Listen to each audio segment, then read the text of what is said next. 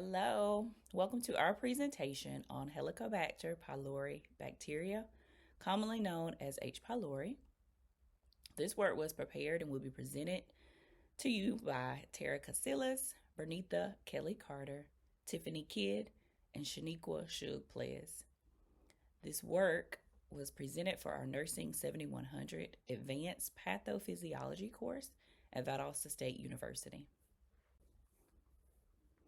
Today, we will cover the following topics: etiology, pathophysiology, symptomology, clinical manifestations, diagnosis, treatment, as well as a case study that will involve all of the previous items as to how the patient was presented as well as cared for. Etiology.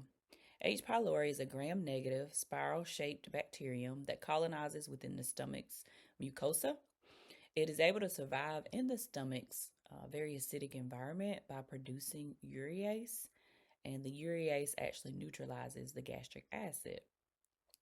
So when the bacteria is able to be in there, it can cause chronic infection, which triggers inflammation and epithelial injury, and this can be very severe and have factors that include cage A and vac A, which can actually lead to more common conditions that we are used to hearing, such as gastritis, peptic ulcer disease, as well as lymphoma, mucosa-associated lymphoid lymphoma, and gastric adenocarcinoma, so gastric cancer.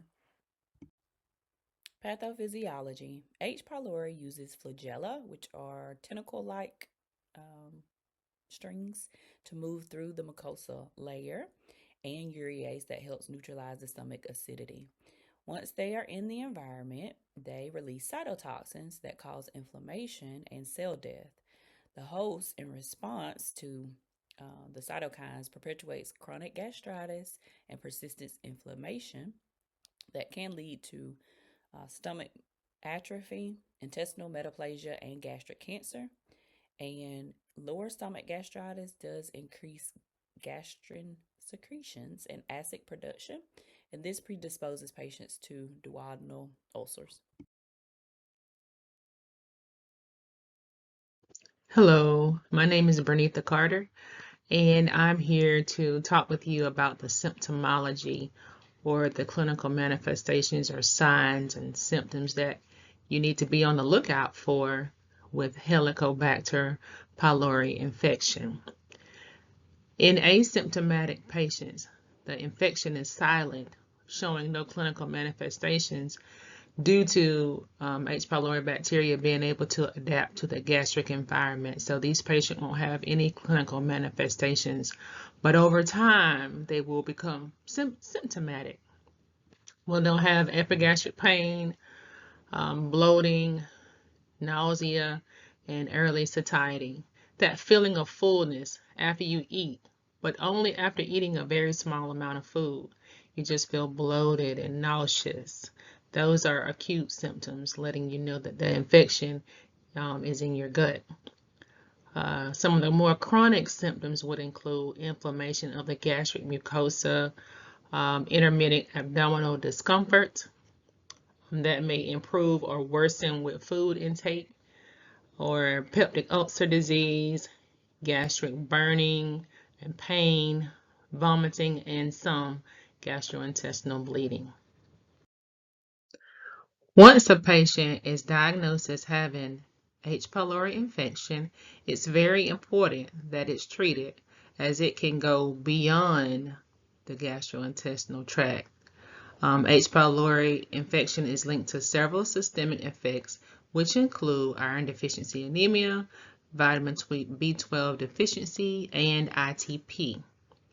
Once H. pylori infects the gastric mucosa, which is usually in the antrum and the body of the stomach, it can lead to gastritis, and that gastritis can become chronic and lead to destruction of the parietal cells and cause loss of gastric acid secretion, which over time results in poor absorption of vitamin B12. Let's talk about some of the more urgent or more alarming symptoms that need fast medical attention. These red flag symptoms warrant prompt evaluation for complications or malignancy. The first being hematemesis, which is vomiting blood, melena, which is black tarry stools, unintentional weight loss, persistent vomiting, dysphagia or difficulty swallowing, anemia, low blood count, or palpable abdominal masses. So if we start from the beginning and deal with the first indicators, we won't have to advance to these more urgent problems with H. pylori infection. Hi, my name is Tiffany Kidd, and I'll be going over diagnostics and management and the treatment portion of the PowerPoint for H. pylori. Evidence-based management and diagnostics of H. pylori infection relies on non-invasive tests such as urea breath test and stool antigen testing. The urea breath test measures active H. pylori infection by detecting labeled CO2 in the breath after the patient ingests urea tags with either carbon-13 or carbon-14. H. pylori produces urease, an enzyme that rapidly breaks down urea into ammonia and CO2. Measuring this CO2 provides a highly sensitive and specific indicator of current infection. Patients must stop PPIs for at least 2 weeks and antibiotics or bismuth for 4 weeks before testing to avoid false negatives.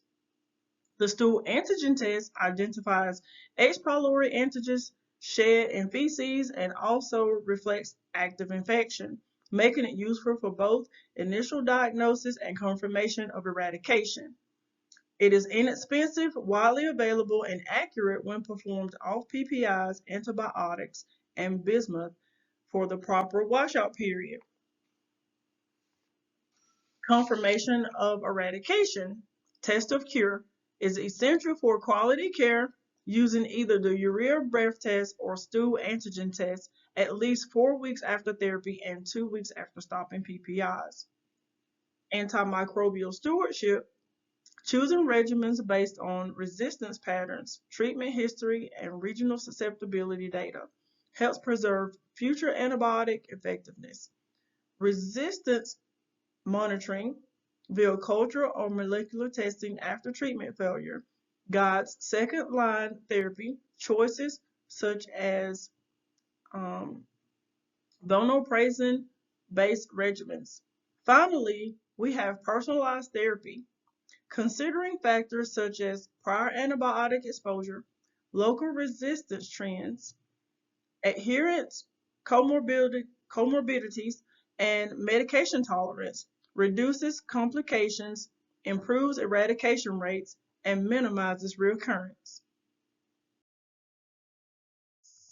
Let's go over our treatment options.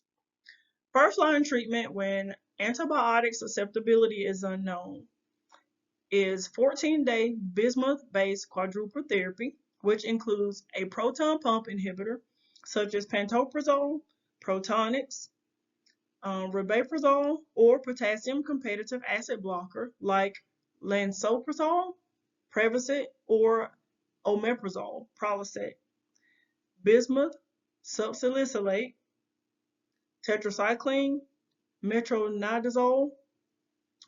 Clarithromycin triple therapy should only be used when susceptibility is known due to increasing global resistance patterns. A test of cure is required and should be performed at least 4 weeks after the completion of therapy and at least 2 weeks after discontinuing PPIs to avoid false negatives.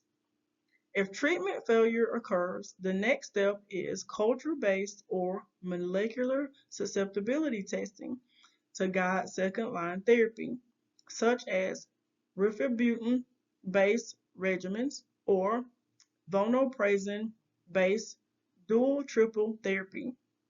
This approach supports antimicrobial stewardship, improves eradication rates, and slows resistance development. Routine resistance monitoring and personalized therapy help reduce complications, recurrence rates, and the risk of progressive gastric disease. Hi, I'm Tara Casillas, and now I'm going to present to you our case study on H. pylori. We look at our patient. She is a 46-year-old woman. She's presented to our outpatient clinic with 6 months of intermittent upper abdominal pain. She has bloating and early filling after eating or when eating, so she's not able, or she gets full too fast. She reports fatigue and a 6-pound unintentional weight loss. She also denies frequent NSAID use. She does admit to smoking half a pack of cigarettes daily, and our lab values are important. Studies show microcytic anemia with a hemoglobin of 9.8, MCV of 74, and a ferritin of 8. Our stool antigen testing does confirm an H. pylori infection, and an upper endoscopy demonstrates some mild antral inflammation. And this is consistent for chronic gastritis on biopsy. So what does this mean for us from a mid-level provider perspective? Assessment focuses, of course, on the whole patient.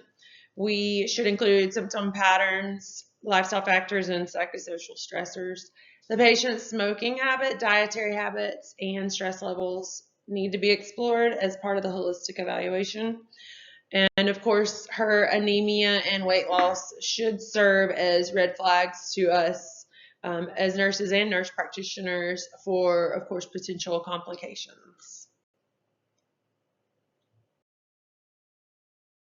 Clinical reasoning and assessment. The things we would look for and assess. Advanced practice nurses use, of course, both diagnostic reasoning and clinical judgment to differentiate H. pylori infection from other causes of dyspepsia.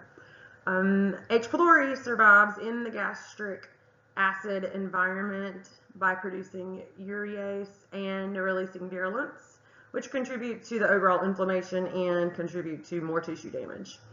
These mechanisms explain the patient's chronic gastritis and are associated with anemia, and this is due to impaired iron absorption, of course. We all know about that. We would, again, assess for GI bleeding, of course, or worsening anemia. We would like to evaluate their pain and also dietary patterns. And then we would consider any psychological impact and a readiness for a lifestyle change.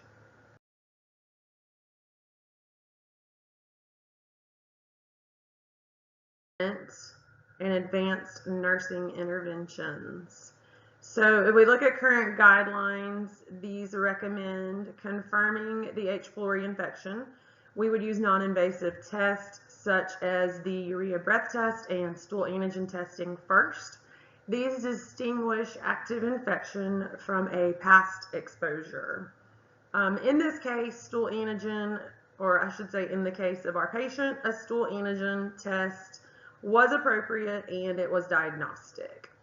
So if we look at the 2024 ACG and 2022 Maastricht guidelines, the first line treatment when antibiotic susceptibility is unknown is a 14-day bismuth quadruple therapy. That again is a PPI twice a day, bismuth 4 times a day, tetracycline 500 milligrams 4 times a day, and then flagyl 500 milligrams 4 times a day.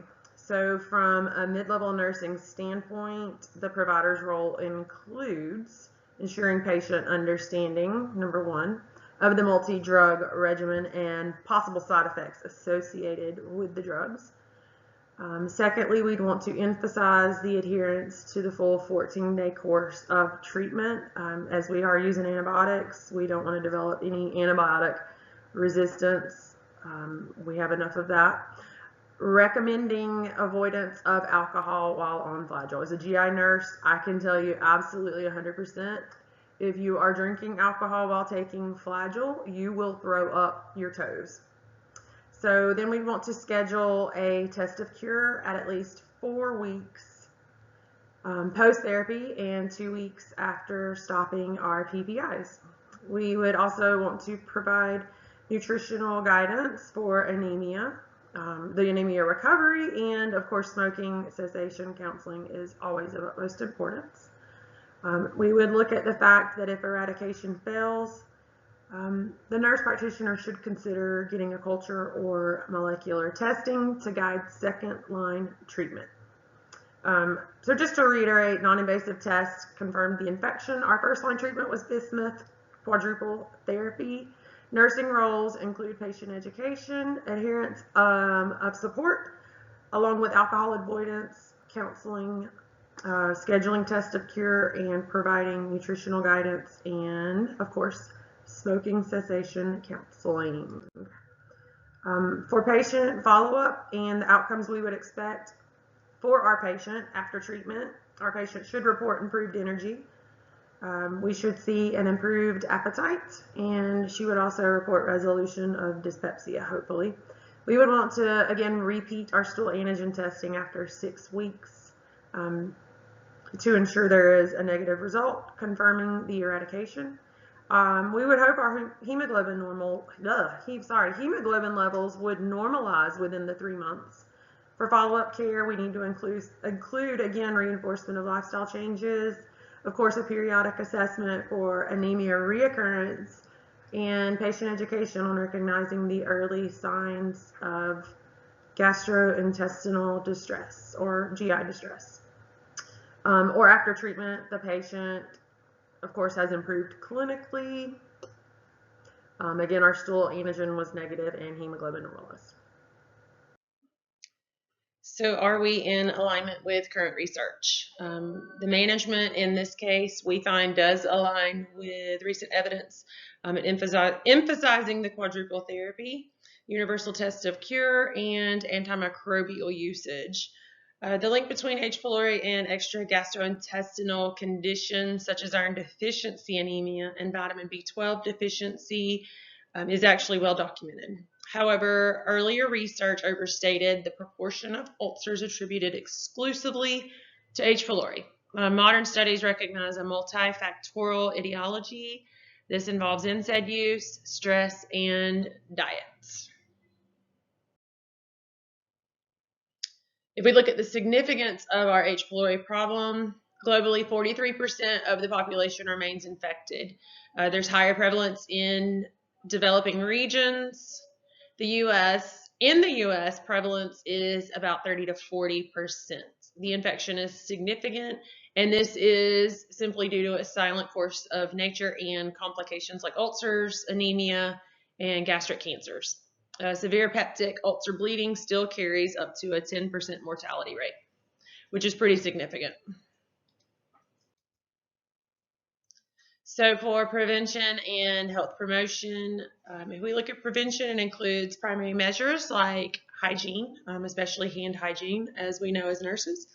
Our secondary measures like early detection, and if we look at tertiary measures, we would want to prevent complications, of course.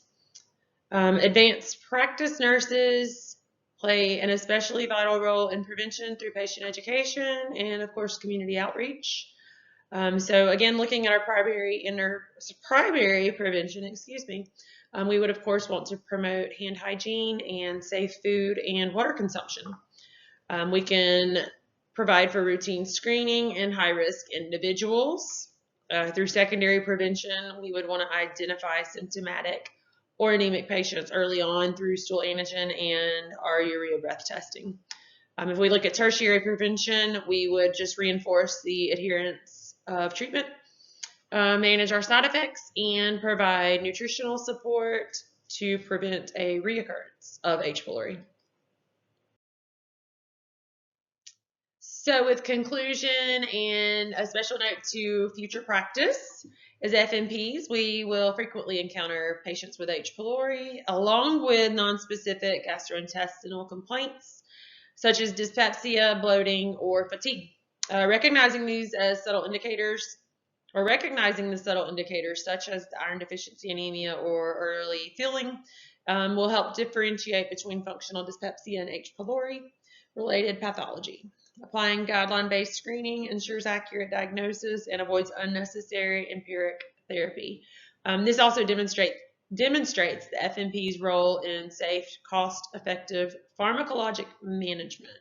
So we just need to remember to remain observant and think critically. Don't miss subtle signs and symptoms. Also investigate thoroughly to rule out H. pylori when appropriate.